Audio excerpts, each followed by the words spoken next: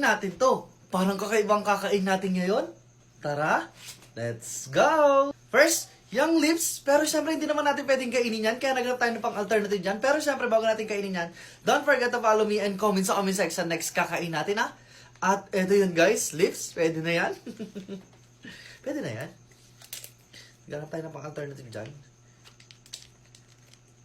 Chocolate flavor.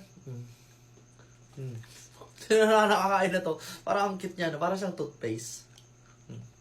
Next naman, yung Barbie. At eto yun. Hindi naman natin pwedeng kainin yan. Tikman natin to. Parang popping candy. Parang yan. Tikman natin. Okay naman ito. Okay. May lollipop siya. Yan. Wow, ang ganda niya.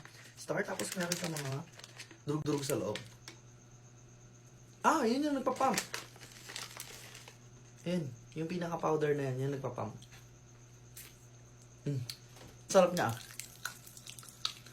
Pumuputok talaga. Parang nag-enjoy ako dun sa pop-up na yun. At syempre, eto namang Mickey Mouse. At eto rin siya, guys. Parang ano siya.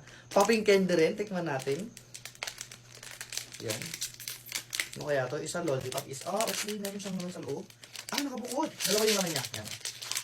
Yan, dalawa. Tikman natin. Kung ano talaga yung nakakain natin. Tikman natin to. Ayan. Ayun siya. Kunti laman niya. Kung wala yung flavor niya, pero masarap. Like, follow, comment, and share. Bye-bye!